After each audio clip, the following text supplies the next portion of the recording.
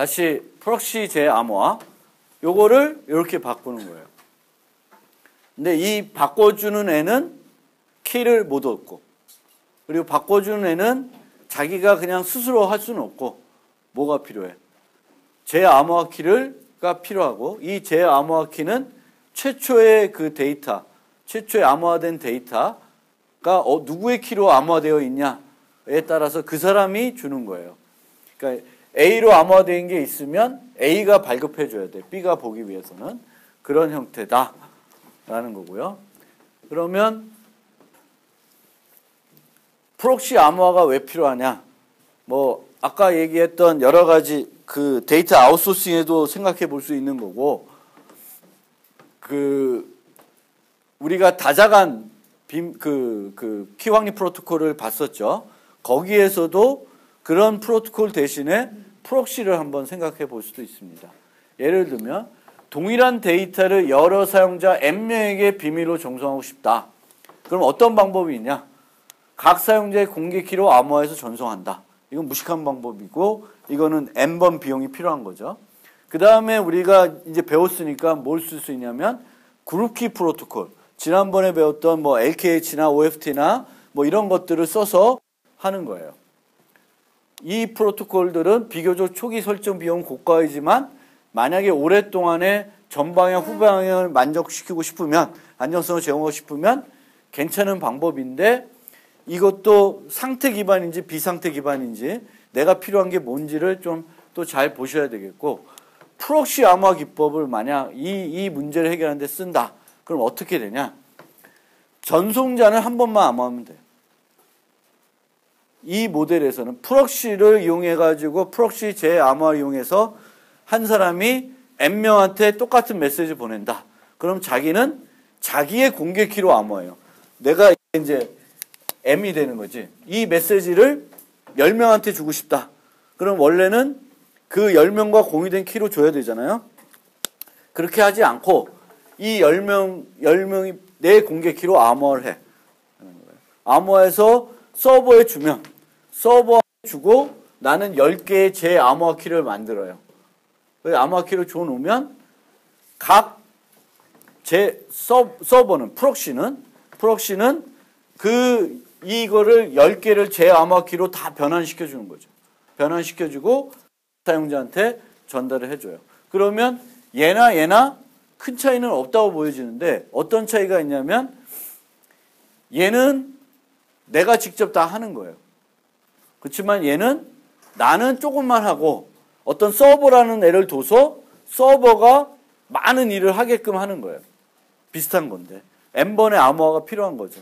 제 암호화가 필요한데 보내는 사람이 하는 게 아니라 프록시 서버가 한다. 예를 들면 이제 메신저 같은 데서 프록시 암호화를 이용하면 우리는 그냥 한 번만 나는 메시지 보낼 때 한 번만 해서 보내면 되겠고, 서버가 카톡 서버가 제 암호화해서 다 주면 되죠.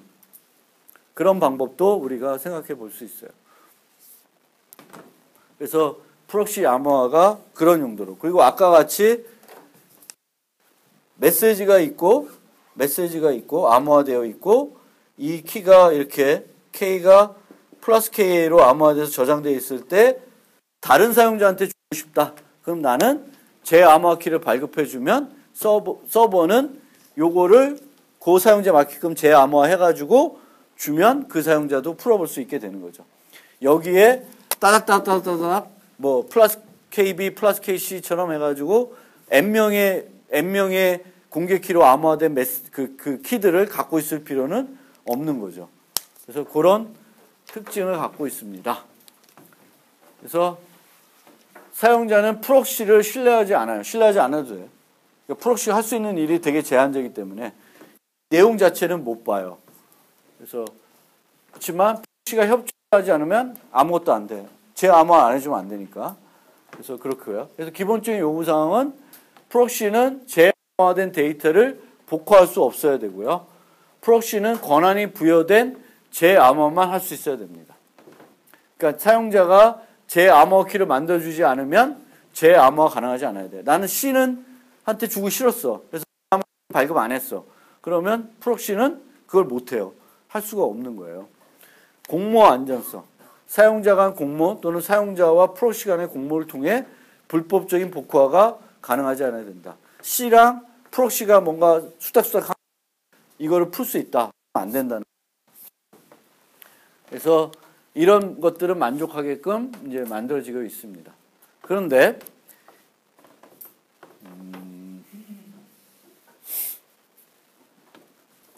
여기서 복잡하게 써져 있는데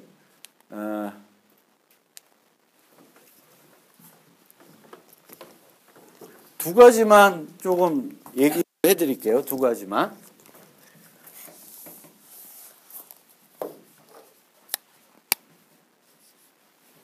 이 프록시 재암호화에서 가장 큰 문제점은 뭐냐면 플러스 KA로 암호화된 어떤 데이터가 있어요. 그러면 A가 아까 노테이션처럼 RK A를 B로 바꾸는 이런 재암호 키를 A가 발급해 줬다. 그러면 프록시는 이렇게 바꿀 수가 있습니다. 그런데 이 키는 요 특정한 메시지만 바꿀 수 있는 게 아니라 플러스 KA로 암호화된 모든 메시지를 플러스 KB가 볼 수 있도록 재암호화할 수 있습니다. 그거는 문제죠. 나는 요 메시지만 B가 봤으면 좋겠다라고 했는데 이거를 발급하는 순간 B만 보는 게 아니라 그러니까 그 메시지만 보는 게 아니라 플러스 KA로 암호화되어 있던 모든 것들은 프록시가 마음만 먹으면 다 재암호화해서 보여줄 수 있다는 거예요. 그러니까 메시지에 의존하는 게 아니라 그냥 공개키에 의존하는 거기 때문에 모든 메시지들을 해줄 수 있다는 거예요. 그리고 어떤 문제가 또 있냐면 얘를 RK, BC가 있으면 KC로 바꿀 수가 있죠. 그렇죠? KB로 바꿔놓은 게 있으면 B를 C로 바꿀 수 있는 게 있으면 또 B를 C로 바꿀 수 있어요. 근데 A는 B만 보기 원한 거고 C는 보기 원하지 않았으면 이게 안 돼야 되는데 이게 된다는 거죠. 이 부분은 근데 실질적으로 B가 이걸 해주고 싶으면 그냥 풀어서 주면 되는 거지만 그렇죠? 그냥 풀어서 주면 되지. 뭐 재암호키 발급하는 게 아니라. 그런데 만약에 이거는 이걸 주기 위한 게 아니라 B가 또 이걸 발급해 놨으면 프록시는 지 마음대로 해가지고 C가 볼 수 있게끔 할 수 있죠. 그렇죠? 그래서 요 두 가지, 즉 A 어떤 암호문이 A의 공개키로 암호화된 것이 있으면 여기에 대한 어떤 재암호화 키를 주면 이 암호문 말고도 똑같은 키로 암호화된 모든 메시지들을 다 재암호화할 수 있다라는 문제가 생기고요. 그리고 한 번 한 거를 또 재암호화해서 여러 가지 변화를 시킬 수가 있는 문제점이 있습니다. 그래서 비추이성 문제라는 것도 거기서 나오는데 이제 그런 문제들 때문에 그거에 대한 약간의 해결책으로 제안된 게 2단계 암호화 수준을 제공합니다. 2단계 암호화 수준. 그러니까 2단계 암호화 수준이라는 건 말은 조금 복잡할 수 있는데 내가 플러스 KA를 가지고 암호할 수 있는 방법이 두 가지가 있어요. 방법 1은 뭐 쓰는 건 똑같이 써놓을게요. 방법 2가 있는데 얘는 재암호화가 되는 거야. 가능. 얘는 안 돼. 불가능해요. 그러니까 우리가 암호화할 때 얘는 재암호화를 시켜줘야 될 것 같아. 이제 여러 사람한테 주려고. 그러면 재암호화가 가능하도록 암호화해 놓는 거고 이거는 그냥 나만 봐야 돼. 뭐 그런 용도가 있다 그러면 이건 재암호화하면 안 돼. 그러면 다른 방법으로 암호화하는 거예요. 둘 다 마이너스 K가 있으면 풀 수 있어요. 그래서 아까 말씀드린 문제들을 해소하기 위해서 두 가지로 해요. 두 가지를 제공해요. 그리고 두 가지를 제공한 다음에 어떻게 하냐면 아까처럼 K 플러스 KA가 있어요. 이건 제 암호화가 되는 거예요. 그럼 여기에 RKAB가 있으면 요거를 뭘로 바꿔? K 플러스 KB로 바꿀 수가 있죠. 근데 요거는 요게 레벨 1이고 레벨 2면 어떤 암호화가 돼야 좋을까? 레벨 1, 레벨 2. 레벨 2가 된다는 거예요. 그러니까 재암호화 가능한 것을 재암호화를 한번 해버리면 걔는 더 이상 재암호화가 안 되게끔. 그러니까 두 가지 방법을 제공해 놓고 얘는 재암호화하고 싶어, 얘는 재암호화하기 싫어. 이렇게 내가 초이스할 수 있고 그 다음에 재암호화된 거는 한번 재암호화를 하면 재암호화 가능한 것은 한번 재암호화하면 재암호화가 가능하지 않는 형태의 암호문으로 바뀌게끔 고안을 한 겁니다. 그러면 어느 정도 아까와 같이 여기서 다시 또 플러스 KC로는 안 가는 거죠. 그래서 그런 것까지는 했어요. 그럼에도 불구하고 이제 이 KAB가 있으면 플러스 KA로 암호화된 모든 재암호화 가능한 건 다 할 수 있는 거예요. 여전히 세밀한 접근 제어는 제공을 못하는 거예요. A라는 메시지는 요 2명, C라는 메시지는 요 3명한테 보여주고 싶다. 그런 거는 재암호화 키워드는 관리가 안 되는 거죠. 관리가 안 된다는 거예요. 그래서 세밀한 수준의 접근 제어를 못한다가 단점입니다. 세밀한 수준에서. 그러니까 두 단계 암호화로 어느 정도 완화시켰음에도 불구하고 그래도 우리가 원하는 만큼은 안 된다라는 문제점을 갖고 있습니다. 그래서 프록시 재암호화는 뭔지 알겠죠? 한 사람의 공격키로 암호화된 것을 다른 사람의 공격키로 바꿔주는 거예요. 암호화된 걸로 바꿔줘서 다른 사람이 풀어볼 수 있게. 그리고 그 변화하는 과정에서 관여하는 사람은 메시지는 못 보고 변환만 시켜줄 수 있게끔 하는 방법입니다. 그 다음에 이런 접근 제어 문제 때문에 그럼 좀 더 세밀한 수준에서 접근 제어를 제공할 수 있는 방법이 없을까 고민을 했죠. 고민해서 나온 것이 속성 기반 암호화입니다. 속성을 기반해서 암호화를 하는 거예요. 예를 들면 이 데이터는 교수라는 특성하고 조교라는 특성이 OR로 되어 있어요. 그러면 교수는 풀 수 있고 조교도 풀 수 있고 근데 재학생이나 졸업생은 안 돼. 그러면 이 졸업생은 못 풀어요. 근데 교수랑 조교는 풀 수 있게 해주는 거예요. 그러니까 어떤 데이터를 암호화할 때 속성을 우리가 지정하는 거예요. 속성을. 그리고 이 속성이라는 게 이렇게 논리적인 구조로 나타내면 표현 못하는 게 없어요. 표현 못하는 게. 특히 낫이라는 것만 가능하면 표현 못하는 게 없어요. 하고 싶은 만큼 아주 풍부하게 표현할 수 있어요. 예를 들면 컴퓨터과학부 교수 전체 and not 김상진 하면 어떻게 돼? 김상진을 뺀 나머지 교수들만 볼 수 있는 거죠. 그런 식으로 이 속성을 지정할 수 있게 하는 거예요. 속성. 그래서 데이터 생성자가 서버에 의존하지 않고 접근 제어 정책을 결정할 수 있고요. 이 규칙들을 쓸 때 and or not 같은 형태로 표현하는 거예요. 교수인데 컴퓨터 공학부 교수만 볼 수 있게 한다든지 뭐 이런 식으로 그건 어트리뷰트를 교수, 컴퓨터 공학부 이렇게 두고 and 시키면 되죠. 그러면 교수와 관련된 거, 컴퓨터 공학부 관련된 키를 내가 갖고 있어야 되는 거죠. 제가 교수고 컴퓨터 공학부 소속이니까. 이제 그런 식으로 하는 게 속성 기반 암호화다.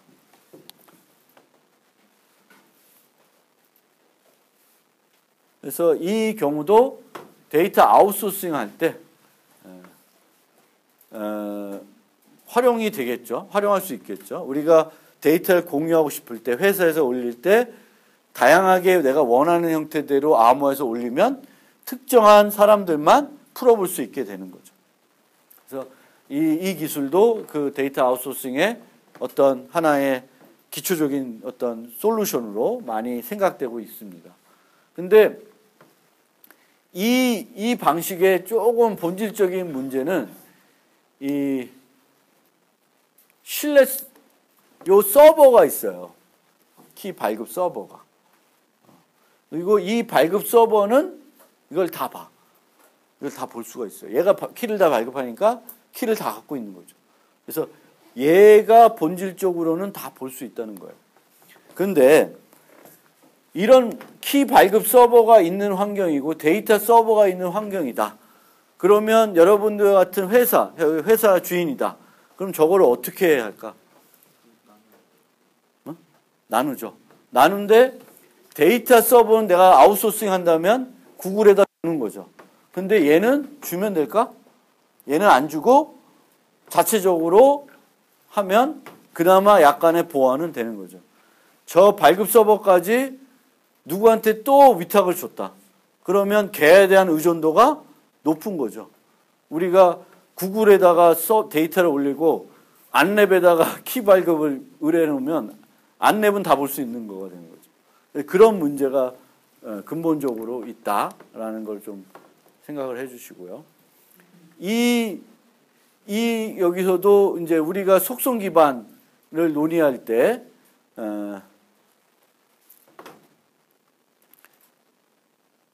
두 가지, 요 공모 문제나 철회 문제 잠깐 얘기를 하면, 예를 들면, 여학생만 볼 수 있다. 아니, 여학생이고 4학년만 볼 수 있다. 이렇게 돼 있어요. 룰이 그렇게 세팅돼 있어. 근데 이 친구는 4학년이야. 근데 그 데이터를 보고 싶어.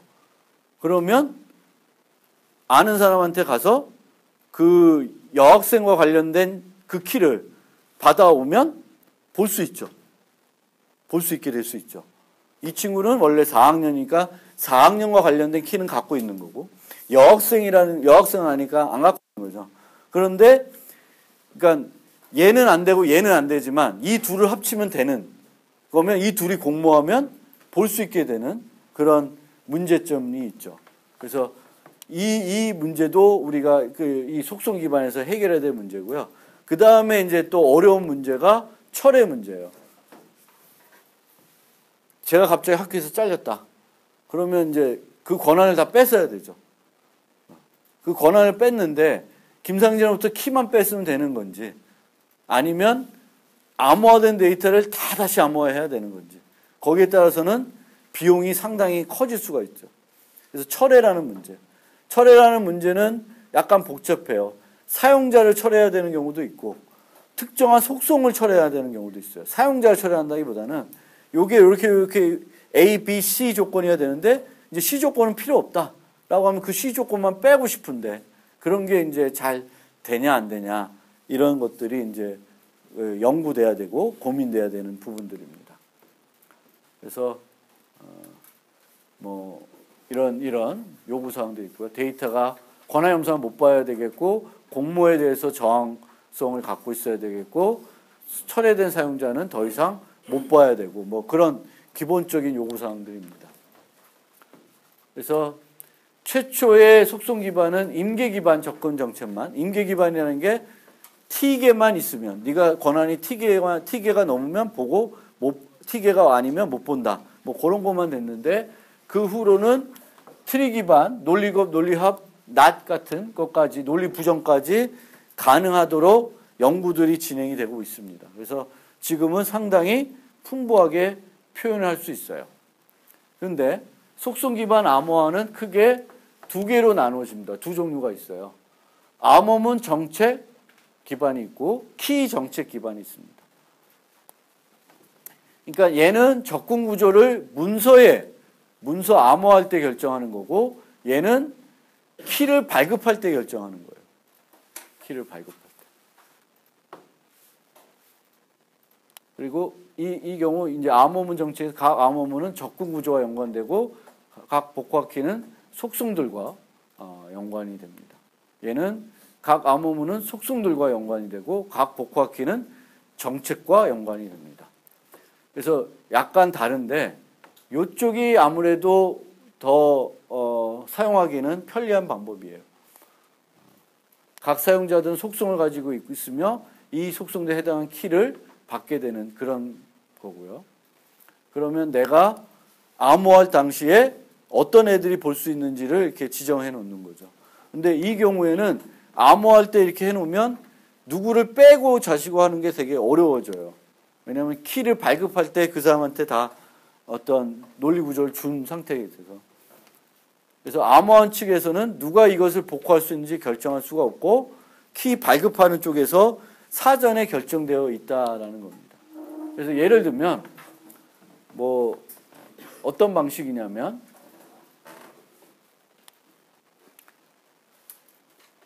서버는 이 사용자한테는 암호문 정책에서는 사용자한테 속성을 준다고 그랬어요. 그래서 속성을 주니까 저라고 생각하면 컴퓨터 공학 소속이고 교수다라는 거 관련된 키를 줍니다. 그리고 암호할 때는 내가 암호하고 싶은 그 정책을 결정하게 돼요. 그래서 여기에 보면 이 정책은 컴퓨터 공학이고 교수, 컴퓨터 공학이고 조교는 둘 다 볼 수 있다라는 거죠. 그런 구조예요. 이해되죠? 이 구조가. 그러니까 이런 구조예요. 그리고 이 문서는 전자공학이고 교수이고 전자공학이고 조교예요. 그러면 저는 이 문서는 못 보는 거죠. 교수라는 건 되지만 전자공학은 아니니까 못 보게 되고 얘는 보게 돼요. 그래서 이 경우에 암호문의 크기는 이게 얼마나 복잡하냐에 딸려 있습니다. 복구할 수 있는 권한을 문서를 암호할 때 결정할 수 있습니다. 요거를 암호할 때 내가 잘 설계를 하면 여기다가 낫까지 넣을 수 있으면 그냥 못하는 게 없어요. 대단히 세밀하게 접근할 수 있다라는 거고, 키 속성 기반은 어떻게 하는 거냐면 키 속성 기반은 암호할 때는 이런 논리 구조를 쓰는 게 아니라 속성만 정해놔요. 얘 생성자는 존이고 컴퓨터 공학이고 입학과 관련된 거 생성된 일시가 이렇다. 뭐 이렇게 돼요. 뭐 이런 식으로 속성을 지정해서 암호해 놓으면 키 발급 서버가 이 사람한테 넌 밥이고 컴퓨터 공학이고 입학이다. 입학 관련된 자료를 볼 수 있다라고 하면 이 사용자는 이건 볼 수 있죠. 컴퓨터 공학 관련된 자료고 입학이니까. 근데 이거는 못 본다라는 거예요. 그러니까 이 논리 구조를 키에다가 적용하냐 아니면 암호할 때 적용에 따라서 방법이 차이가 납니다. 암호는 속성 집합으로 표현되고 속성에 비례하고요. 암호 크기는. 여기서는 요 지정된 속성 크기에 비례하고 여기서는 요거의 복잡성에 비례하는 거예요. 개인 키는 속성에 대한 접근 트리로 표현이 되는 반면에 여기서는 이렇게 요 속성 수에 좌우되겠죠. 키의 크기가. 그래서 이런 식으로 이제 속성에 기반한 암복화를 제공한다. 즉 누가 키를 갖고 있냐 이런 것보다는 네가 키를 갖고 있는데 그 키의 속성이 뭐냐를 가지고 이제 푸는 거고요. 얘가 더 많이 연구되고 더 좋은 방법이라고 제공되고 있습니다. 그래서 철의 문제가 조금 힘들다 이런 거 보시면 되겠고요. 그 다음에 제가 조금 또 공부를 했던 분야인데 이거는 검색 가능 암호화는 이거는 데이터를 암호화된 상태에서 검색하겠다는 거예요. 데이터를 암호화해가지고 올려놓는데 저장을 아웃소싱 해놓는데 암호화된 상태로 검색을 하겠다라는 거고 그 검색을 하는데 그 검색은 누가 해주는 거예요? 내가 하는 게 아니라 서버가 구글이 해줘야 되는 거예요. 그게 해줘야 되는데 서버는 뭘 검색하는지를 몰라야 된다. 그런 특징을 갖고 있습니다. 그래서 그게 검색 가능 암호화다. 근데 이 검색과 관련해서 우리가 하나 꼭 생각해 봐야 될 게 브라우징이라는 것과 검색. 우리는 보통 브라우징 기반으로 파일들을 찾죠. 여러분들 그렇죠? 아니야? 그러니까 2015년 그 밑에다가 정보보호 개론, 그 밑에다가 강의 노트가 있어요. 그럼 저는 2015년 폴더로 가서 그 밑에다가 정보보호 개론 과목 가고 그 밑에 가면 내가 원하는 파일이 있죠. 그럼 이렇게 폴더를 선택해서 쭉 가는 거예요. 그냥 상위에서 노트 01 쳐가지고 찾아내는 경우가 많지는 않죠. 노트 01 쳐가지고 찾는 게 검색이고, 이렇게 내가 폴더 트리, 디렉토리 구조에서 쭉쭉쭉 쫓아가서 찾는 건 그냥 브라우징이라고 그래요. 그러면 이 검색한다는 거는 브라우징을 안 한다는 거예요. 브라우징 갖고는 불편하다는 거죠. 근데 실질적으로 여러분들이 대부분의 경우는 브라우징 하지만 아까 예시 든 것처럼 되게 오래된 어떤 문서가 있는데 내가 거기 디렉토리 있어야 되는데 없어. 그럼 그다음부터는 이제 당황하는 거죠. 그때는 이제 검색 기능을 많이 쓰죠. 그리고 공유하는 상태다. 그러면 이제 내가 만든 트리 이 구조를 다른 친구들은 모르면 브라우징 하기도 힘들어요. 여러분들이 내 컴퓨터 와서 내 파일 하나 찾아라 그러면은 찾기 쉽진 않죠. 어떤 식으로 이렇게 폴더를 구성해서 관리하는지 모르니까. 그래서 그런 면에서는 검색이 꼭 필요하다. 브라우징만 하면 실제 데이터가 암호되어 있으면 내가 가서 그냥 갖고 와서 풀어서 보면 되는데, 만약에 내가 암호화되어 있는데 어떤 특정한 데이터가 있는 파일 또는 어떤 파일명을 찾고자 하면 검색하는 게 필요하다라는 측면에 여기 좀 생각을 해주시고요. 그리고 이 검색 가능한 암호화는 서버도 어떤 걸 검색하는지 몰라야 되고 그렇다는 거예요. 하지만 이 검색 서버는 궁금증이 무지 많아.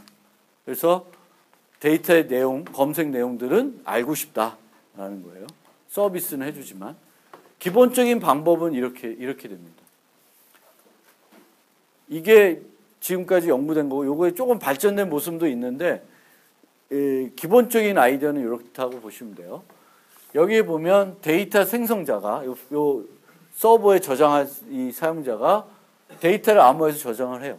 근데 데이터를 저장하는데 데이터만 저장하지 않고 뭘 저장해? 키워드를 저장합니다. 키워드들.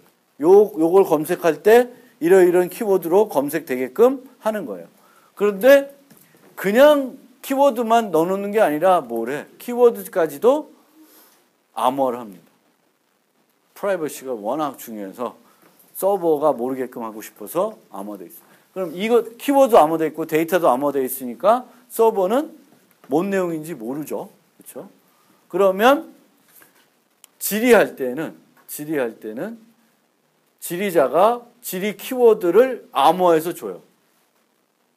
암호화해서 주면 서버는 어떻게 하냐면 요거랑 매칭 시켜봐요. 매칭 시키면 일치되는 걸 주게 됩니다. 그러면 요 모델에서는 서버가 어떤 키워드를 써서 검색했는지 모르죠. 그런데 어떤 키워드로 검색했는지 모르지만 그 검색 결과는 알 수밖에 없죠. 내가 줘야 되는 거니까. 그리고 얘가 안 변해. 내가 애플이라고 하는 워드로 검색하고 싶다. 근데 그걸 암호하면 늘 똑같아. 변하지 않아. 그러면 내가 검색하는 패턴이 어떻게 돼? 나타나죠. 얘는 이게 뭔지 모르겠지만 요걸 자주 검색하는구나. 그 정보가 또 노출이 되고요. 또 아까 얘기했듯이만 요거 빵 주면 문서들이 오는데 문서가 하나만 올까? 보통 우리 검색하면 쭉 순위별로 오잖아요. 여러 개가 와요. 그러면 서버는 또 뭘 할 수 있어? 얘와 얘가 뭔지 모르지만 똑같은 키워드로 연관되어 있다는 건 알 수 있죠. 그러니까 근본적으로 이런 환경에서 뭔가 서버한테 숨기고 싶어도 숨길 수 없는 것들이 근본적으로 있습니다. 그건 불가능한 거죠. 그러니까 그거는 여러분들이 그게 뭔지는 이해한 상태에서 몸을 만들려고 그래야 돼요. 물론 여러분들이 정말 뛰어나가지고 그런 것까지도 깨는 뭔가 새로운 거를 만들 수 있을지도 모르겠지만 기본적으로 생각을 하면 내가 질의하고 검색 결과를 봤는데 그거를 해주는 사람이 서버면 서버는 기본적으로 알 수밖에 없는 정보들은 있어요. 아무리 내가 숨기고자 하더라도. 그래서 그거를 좀 잘 이해해 주셨으면 좋겠습니다. 그리고 이런 거의 한계는 뒤에 나오겠구나. 그래서 이런 것들은 이제 아까 데이터 아웃소싱에서도 쓸 수가 있고 우편 이메일 관련해서도 활용이 될 수가 있습니다. 그래서 이 원래 요구사항은 검색 서버는 문서의 내용을 알 수 없어야 되고요. 문서의 내용은 알 수 없어도 어떤 문서가 연관성이 있다라는 것은 알게 됩니다. 그리고 검색 서버는 암호화된 키워드의 내용을 알 수 없어야 되고요. 검색 서버는 사용자가 전달한 질의, 트랩도, 질의 트랩도라고 하는데 요걸 알 수 없어야 되고요. 유효한 질의 트랩도는 아무나 만들 수 없고 특정한 사용자만 만들 수 있어야 된다. 그러면 아무나 검색을 못해. 그러면 요거를 만들 수 있는 사람은 특정한 키가 필요하죠. 그리고 그 키를 가지고 질의 트랩도어를 만들었으면 그 키를 가지고 또 뭐랑 비교하죠? 암호화된 키워드랑 비교하죠. 그러면 암호화할 때 키워드에 사용되는 키랑 질의를 할 때 사용하는 키랑 뭔가는 연결이 돼야 되죠. 서로 완전 독립적인 거는 아니겠죠. 그러니까 암호화된 데이터가 A, 암호화된 데이터가 있는데 얘 두 개를 비교하는 거예요. 어떤 식이든. 그러면 여기에 썼던 키와 여기에 썼던 키가 같거나 뭔가 연결은 돼야 되는 거예요. 하지만 데이터를 암호화하는 키는 완전 별개로 생각할 수 있어요.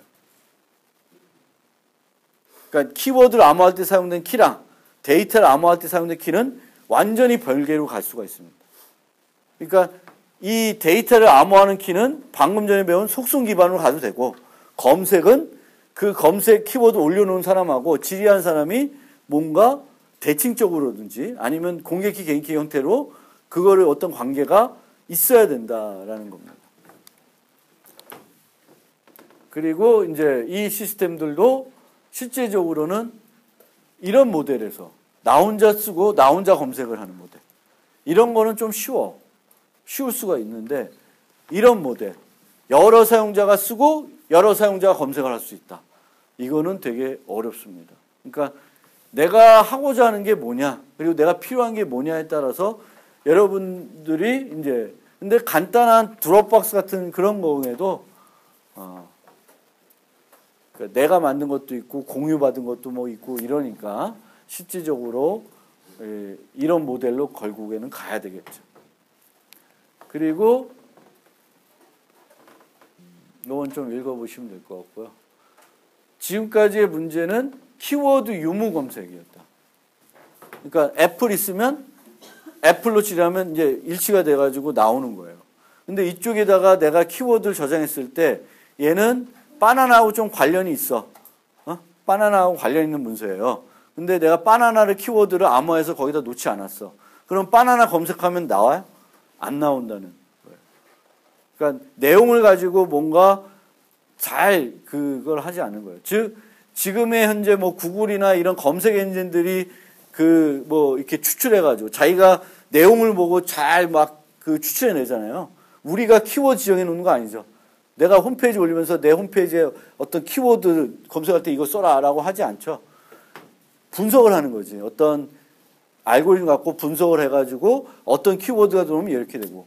그리고 이 유무라는 건 yes or no예요. 있으면 있고 없으면 없는 거야. 근데 보통의 검색은 뭐 60% 맞다, 70% 맞다. 이런 어떤 그 순위를 또 매길 수가 있는 거지. 근데 그런 것들이 이제 뭐냐. 이 검색 가능 암호화에서는 아직까지는 그런 것까지는 잘 안 된다. 뭐 연구는 많이 하고 있는데 다중 키워드도 잘 안 돼요. 단일 키워드만 되고. 그래서 여러 가지 다중 키워드면 또 엔드 해야 되고 뭐 여러 가지 복잡합니다. 그래서 여러 가지로 어쨌든 이런 것들을 이제 암호 기술 써서 해결하려고 노력하고 있다라는 측면을 여러분들이 한번 생각해 주시면 좋을 것 같아요. 데이터 아웃소싱이 요즘 핫 이슈다. 그렇죠? 핫 이슈고 그 아웃소싱에서 그 데이터 아웃소싱을 해주는 그 서비스 해주는 아마존, 구글 같은 데서 그들을 믿지 않은 상태에서 내 데이터, 내 회사 데이터를 어떻게 올리고 어떻게 효과적으로 이 데이터를 쓸 건가 관련해서 여러 연구들이 진행되고 있다라는 거를 좀 이해해 주시면 좋겠습니다. 그래서 좀 쉽게 넘어갑시다. 관심 사람 좀 더 읽어보시고요. 그 다음에 시간이 조금 남아서 그냥 빨리 끝냅시다. 어려운 거 아니니까. 그래서 요거는 비밀 공유 기법인데 비밀 공유 기법은 언제 쓰이냐 하면 임계 기반 있었죠. TN. 그래서 T명이 모이면 N명한테 어떤 권한을 주는데 T명이 모이면 뭔가 할 수 있게 하는 거죠. 그게 비밀 공유예요. 그래서 보통 키를 공유하는데 권한을 나눌 때 이제 주로 쓰는 거예요. 비밀 공유 기법. 그래서 키를 혼자만 발급하면 얘가 다 하니까 N명이 발급하게 해놓고 그 중에 T명이 모이면 키를 만들 수 있게끔 하는 거죠. 그래서 이 암호키를 나누게 쓰는데 각 사용자가 가지고 있는 값을 그 사용자의 몫이라고 합니다. 그래서 이런 몫들을 가지고 T개가 모이면 뭔가 만들어낼 수 있는 거죠. 그래서 TN 임계 방식을 씁니다.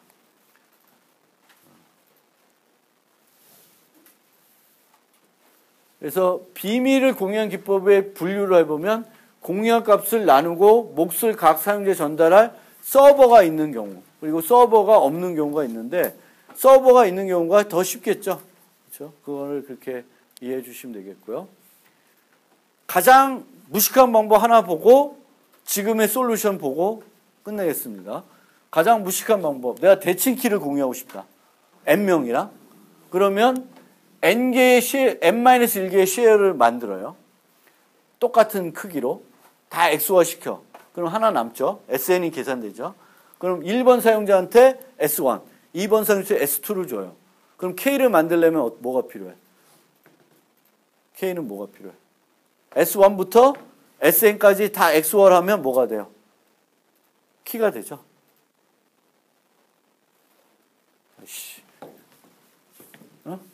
키가 일로 오고 SN이 일로 가면 되잖아. 그렇죠? 왜 이렇게 또 멍하게 쳐다봐. 뭐 이렇게 돼 있으면 요 C에다가 K 하면 M이 나오죠? 그렇죠? XOR 하면 C는 K, M이고 똑같은 거 XOR 되면 값이 얼마? 0. 0하고 어떤 값을 XOR 하면 그 값이 나오죠. 그럼 여기다가 이 S1부터 SN까지 다 XOR 하면 K가 나오게 됩니다. 근데 문제는 뭐냐?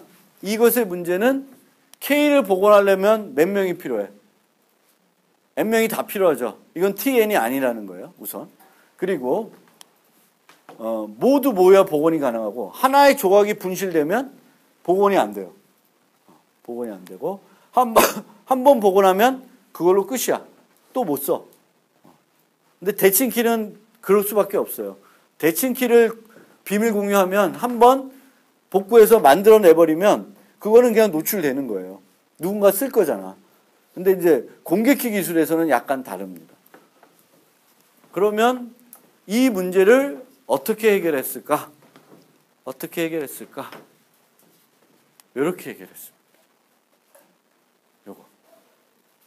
요거 보면 이제 답을 알겠어요?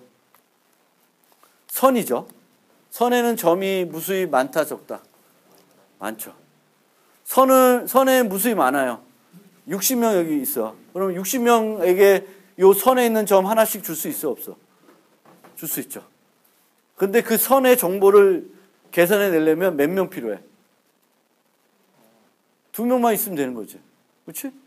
그러면 이거는 2n이 돼요. 그럼 3n이 되고 싶다. 차수 올리면 되죠. 이 수학이 어려운 수학이야? 어렵지 않죠. 비밀 공유 기법, 샤밀가 한 거는 이걸 제안한 겁니다. 선에는 무수한 점이 많은데 그 차수에 따라서 일정한 개수의 점만 모이면 그 선을 다 정의해낼 수가 있어요. 그러면 요게 비밀 값이다라고 하면 돼요. 하여튼 여기 있는 점 하나를 비밀값으로 놓으면 그거는 우리가 정해놓자. 1이 들어갔을 때 비밀값. 뭐 그렇게 정해놓으면 되는 거죠. 그럼 나머지 애들은 T명만 모이면 그 T명에서 우리가 잘 아는 방정식만 풀면 그 다항식을 다 알아버리고 그 선을 정의한 식을 알아버리고 그러면 값을 알 수 있죠. 그래서 보통 요 상수항이 비밀값이 되는 거예요. 근데 이제 이렇게 됐을 때 요 K는 대칭키가 되는 거지. 그러면 이거는 한번 복구하면 땡, 못 써요. 근데 우리가 비밀 공유의 경우에도 여러 번 계속 쓰길 원하는 거지. 그치? 비밀 공유해 놓고 요때도 눌러서 돌리고 다음에도 또 돌리고 계속 똑같은 걸 쓸 수 있게끔 하고 싶어요.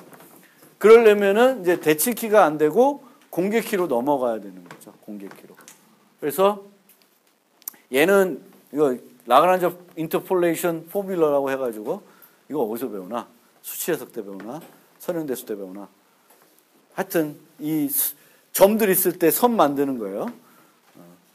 어디서 배웠을 거야. 여러분들 수학 시간에 어디선가 배웠을 거고. 어쨌든 할 수 있어요. 이건 쉽게. 식이 딱 정해져 있으니까.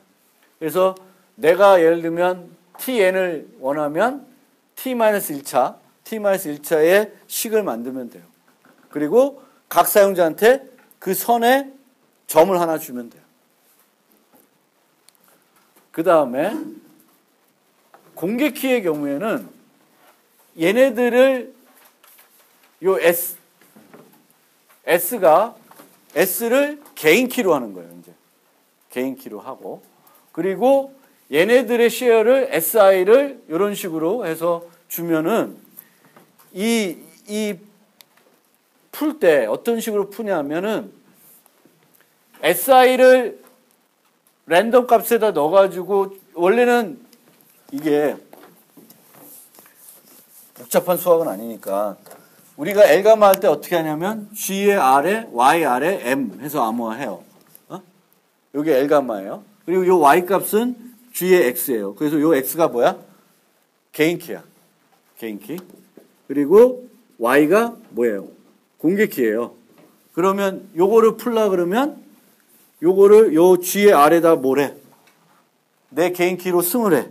그럼 뭐가 돼? 요게 되잖아요. 그럼 요걸로 나눠버리면 뭐가 나와? M이 나오는 거예요.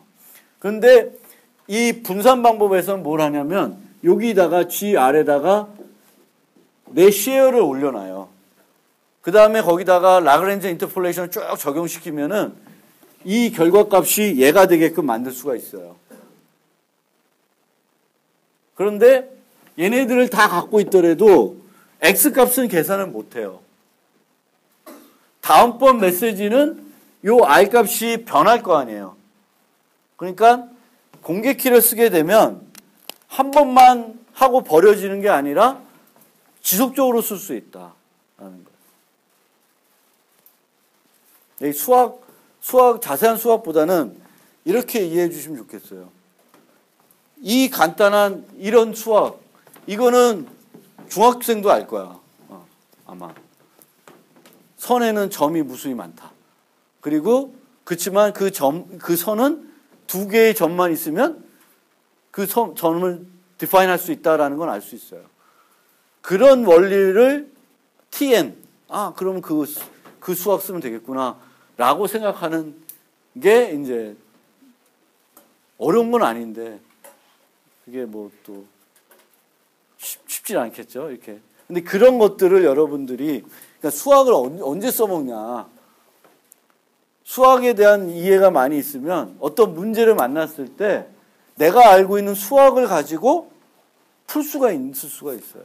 꼭 이게 직접적으로 이 학문에서 필요해서도 그렇고 뭐 예를 들면 이제 암호화 하려면 뭐 정수론을 좀 알아야 되고 뭐 이렇지만 그렇지 않더라도 내가 어떤 특정한 문제를 막 뭔가 내가 사회적인 문제를 만났을 때에도 그때 배웠던 그 수학을 적용하면 뭔가 재미있게 문제가 풀릴 수 있다는 거예요. 그래서 요 특징이 이게 어려운 수학이 아닌 거고 개념이 어려운 게 아닌데 그런 것들 가지고 이제 어떤 솔루션들을 찾아낸다. 그거를 좀 잘 알아두셨으면 좋겠습니다.